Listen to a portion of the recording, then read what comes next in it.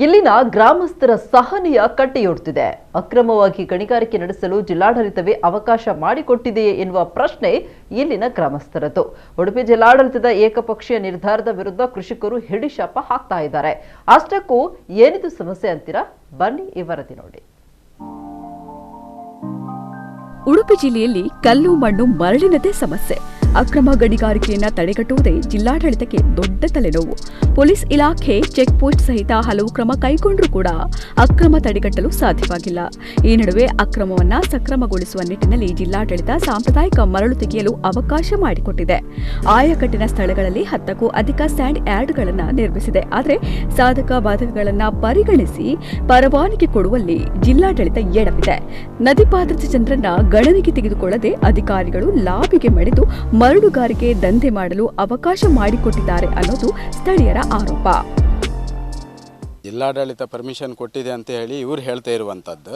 ಆದರೆ ಜಿಲ್ಲಾಡಳಿತ ಕೊಟ್ಟಿರುವುದು ಸಾಂಪ್ರದಾಯಿಕ ವೈಜ್ಞಾನಿಕ ಮರಳುಗಾರಿಕೆ ಅಂತ.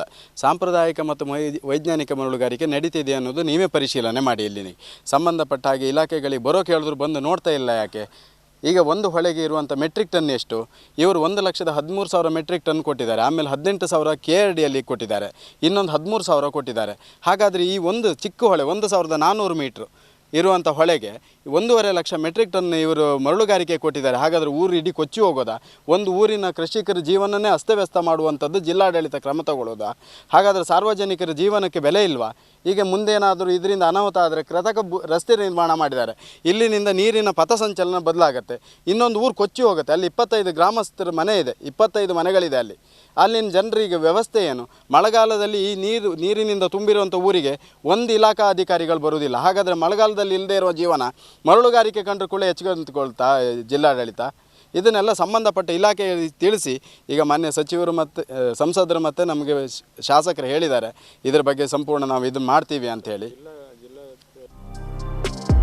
ಬ್ರಹ್ಮಾವರ ತಾಲೂಕಿನ ನಾಗರಮಠ ಕಾವಾಡಿಯಲ್ಲಿ ಹರಿಯುವ ರೈತರ ಜೀವನಾಡಿ ಸೀತಾ ನದಿಯನ್ನ ಮರಳುಗಾರಿಕೆ ಹೆಸರಲ್ಲಿ ಬಗೆಯಲು ಹೊರಟಿದ್ದಾರೆ.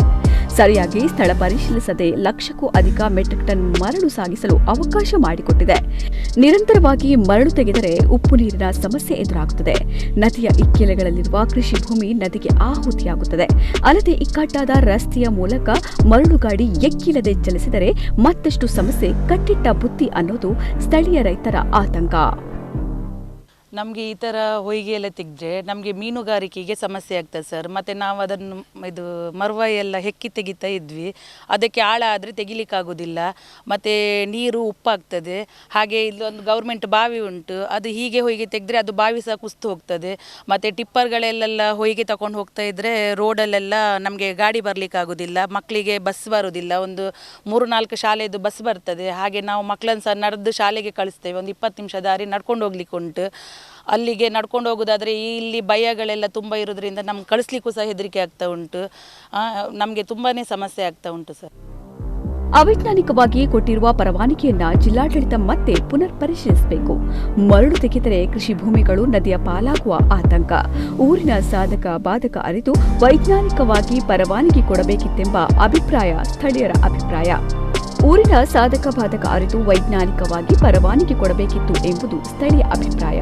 ಅವೈಜ್ಞಾನಿಕವಾಗಿ ಕೊಟ್ಟಿರುವ ಪರವಾನಗಿಯನ್ನ ಜಿಲ್ಲಾಡಳಿತ ಮತ್ತೆ ಪುನರ್ ಪರಿಶೀಲಿಸಬೇಕು. ಮರಳುಗಾರಿಕೆ ಮಾಡೋದ್ರಿಂದ ಸರ್ ಇವಾಗಲೇ ನೀರು ಉಪ್ಪಾಗ್ತಾ ಇದೆ. ಆಲ್ರೆಡಿ ಇಷ್ಟೆಗಿದೆ ನೀರು ಉಪ್ಪಾಗುತ್ತೆ. ಇವರು ಆಳವಾಗಿ ಮರಳುಗಾರಿಕೆ ಮಾಡಿರೋದ್ರಿಂದ ಇಲ್ಲಿ ಗೌರ್ಮೆಂಟ್ ಇದೊಂದು ಬಾವಿ ಇದೆ.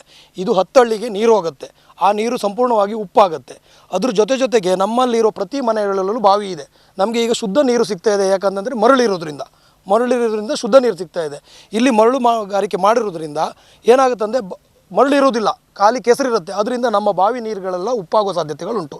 ಇನ್ನೊಂದೇನೆಂದರೆ ಕಿರುದಾದ ರಸ್ತೆ ಇದೆ. ಅಲ್ಲಿ ಟಿಪ್ಪರ್ಗಳು ಓಡಾಡಿದರೆ ನಮ್ಮ 4-5 ಸ್ಕೂಲ್ಗಳಿಂದ ಬಸ್ ಬರುತ್ತೆ. ಅವರು ಇವಾಗಲೇ ಬರುವುದಿಲ್ಲ ಅಂತ ಹೇಳಿದ್ದಾರೆ. ಅವರು ಏನು ಮಾಡ್ತಾರೆ ಅಂದರೆ ಹೇರಾಡಿ ಕರ್ಕೊಂಡೋಗಿ ಬಿಡಬೇಕು ನಾವು. ಅದು ಏನಂದರೆ ನಮ್ಮ ಸ್ವಂತ ವೆಹಿಕಲಲ್ಲಿ ಕರ್ಕೊಂಡೋಗಿ ಬಿಡಬೇಕು. ಅಲ್ಲಿ ಹೋಗ್ಲಿಕ್ಕೆ ಆಗೋದಿಲ್ಲ.